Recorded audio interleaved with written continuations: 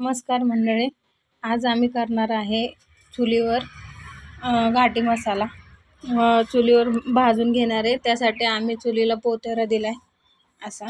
आता आम्ही त्याला हळदी कुंकू लावते।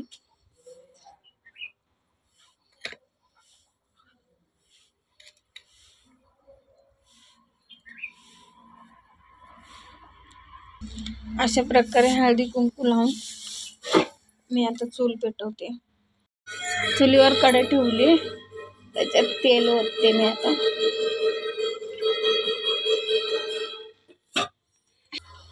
तेल चुलीवर तापाय ठेवले, त्याच्यात हिंग टाकले। हिंग आणि हळकुंड एकत्र भाजायचं। एका पाटीत जिरं घेतलंय, ते भाजायचं नाही, असंच टाकायचंय। आमच्या ते सगळा मसाला भाजायला लागले।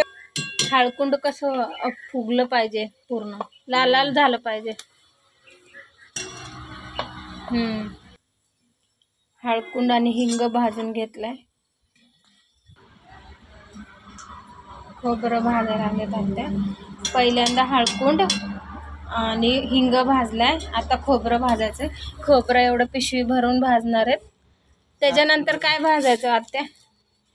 फुलं भाजली, दालचिनी, लवंग, ही लाल फूल, ही तेजपत्ता, दालचिनी, तीळ, हे काय आहे, लवंग, मोहरी, मेथी आणि मिरं आणि हे चक्री फूल आणि खसखस।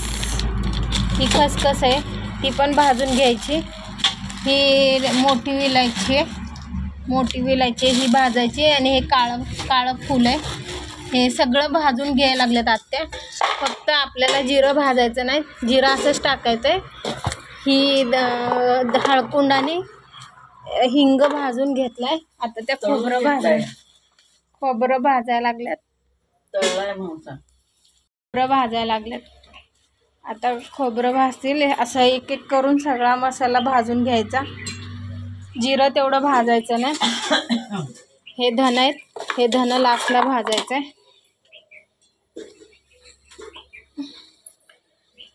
लाल खरपूस होस्तोवर भाजायचं आहे ना। मी त्यावर कांदा आणि हे लसूण सोलून घेते। ह्या मिरच्या वाळत घातल्यात, 7 किलो मिरच्या, त्याला तेल लावून उन्हाला लावलेत वाळायसाठी। असा आवाज आला पाहिजे मिरच्यांचा, खडखडीत वाळलेल्या आहेत ह्या मिरच्या। हा लसूण फोडून घेतलाय, देशी लसूण आहे हा। पूर्ण फोडून अशा पाकळ्या केल्यात। आता मी ह्याला तेल लावून उन्हात ठेवणार आहे। तेल लावून असं उन्हात ठेवलं की ह्याच्या पाकळ्या सगळ्या मोकळ्या होतात। जरा आपटायचा आणि पाकडून घ्यायचा, लगेच ह्याच्या पाकळ्या निघतात। तेल लावायचं आणि उन्हात ठेवायचं।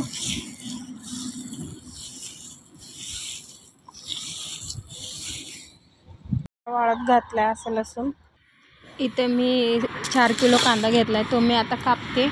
7 किलोला 4 किलो कांदा हे प्रमाण बरोबर आहे। 4 किलो कांदा घेतला होता, त्याचा कापून 3.5 किलो झालाय हा कांदा।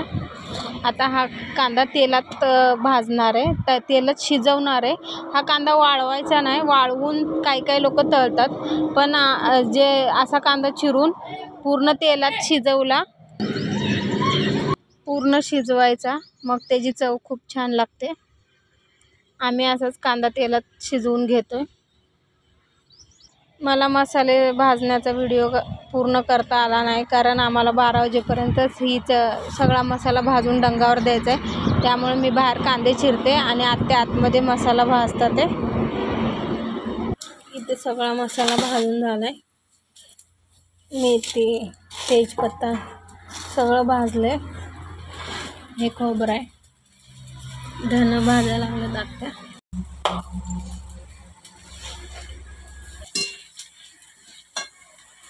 धन भाजून घ्यायचं।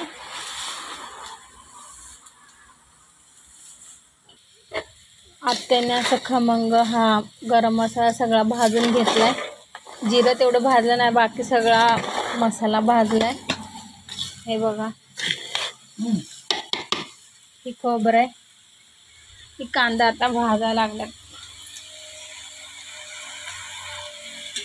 कांदा भाजून झाला, पूर्ण लाल झाला की मग त्याच्यात तेल ओतायचं. कांदा पूर्ण चॉकलेटी होईपर्यंत शिजवून घेतलाय तेलात. साधारणतः एक अर्धा किलो तेल लागलंय कांदा शिजवायला. पूर्ण कांदा तेलात शिजवायचा. हे बघा, पांढरा कांदा पूर्ण चॉकलेटी होईस्तोवर शिजवायचा. भाजलेला सगळा मसाला मी एका डब्यात भरते. हे डंगावर घेऊन जायचं आहे, डब्यात भरून देणार आहे. एवढा डबा भरून गरम मसाला झाला आहे. हे कांदा आहे भाजलेला, शिजवला आहे पूर्णपणे तेलामध्ये. आणि हे खोबरं आहे, हे पण खरपूस भाजलं आहे. एवढ्या मिरच्या आहेत, ह्या मिरच्या 7 किलो आहेत. हा एवढा मसाला आहे, गरम मसाला. हा कांदा, ह्याच्यात खोबरं आहे. लसूण आत्या बाहेर सोलायला लागल्यात. आता हा मसाला डंगावर जाऊन कुटून आणणार आहेत. आता कुटून आणल्यावरच तुम्हाला पुढचा व्हिडिओ दाखवते. डंगातनं चटणी कुटून आणली. हे बघा, हा डबा भरलाय आणि हा कांदा भरून दिलेला हा पण डबा भरलाय. कमी पडले म्हणून हा पिशवीत एवढी चटणी झाली आहे. याच्यामध्ये 6 किलो मीठ, मोठं मीठ टाकून कुटून दिले. लाल भडक अशी चटणी झाली बघा. तुम्ही पण अशी चटणी करता का? कमेंटमध्ये नक्की सांगा. व्हिडिओ आवडल्यास लाईक करा, शेअर करा, सबस्क्राईब करा. धन्यवाद.